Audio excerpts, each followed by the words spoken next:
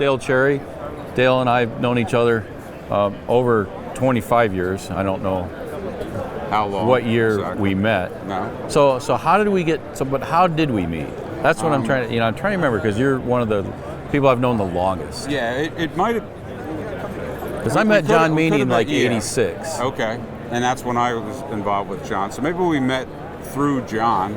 At that point, and I was racing Buicks at the time, and you were doing some development on turbochargers and stuff like that. And I think that's just kind of how it went. You started throwing some turbos at me, and we were making power and kept going faster and faster. And then we kind of went through all the Meany stuff with the different schools, and I guess to start out with the classes, like you said, we were. So you were an EMIC dealer, right? One of the original guys. Right. Did you get? And you got the shirt, like the jeans shirt. Yeah. I still have that shirt. Yeah, really.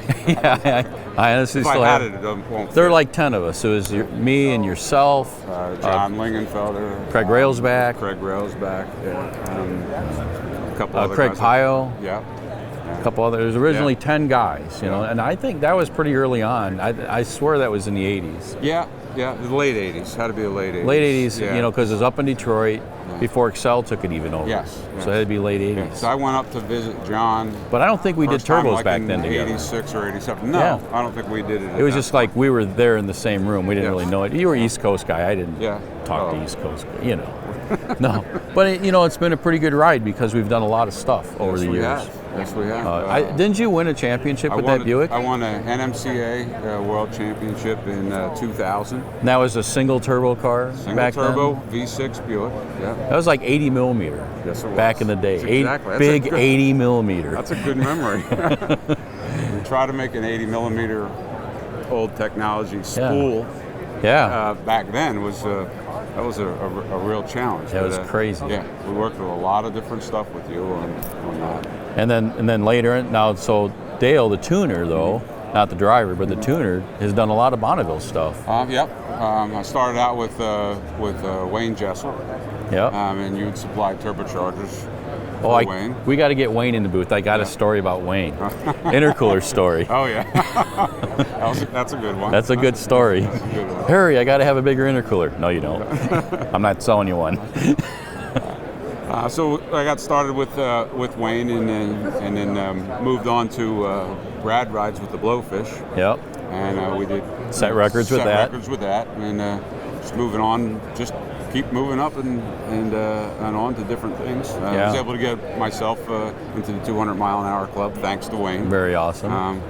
But me being the electronic tuner and specializes in turbocharger stuff, Wayne allowed me to drive a carbureted engine. Yeah.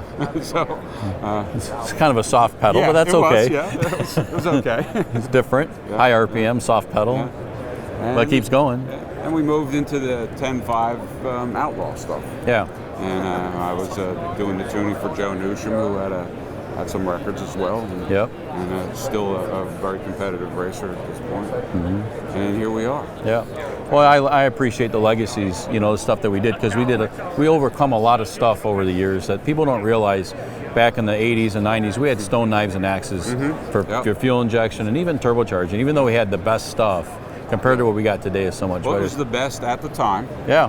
And we worked with it, and I think with us just sticking with it, trying stuff, not, there's a lot of guys that would like to point fingers and say, this is junk and that's junk, but we learned from what we were doing, and I guess it's just the way what you learn. You just take it from there and move it up, and you guys have certainly taken that learning curve and just went crazy with it. Well, we learned from you guys, because the feedback that you gave us, the real time, real, on the pavement information helped us grow and provide you with a product, better for next time, that sort of thing. And I really appreciate all your loyalties over the years of working with our stuff and figuring it out.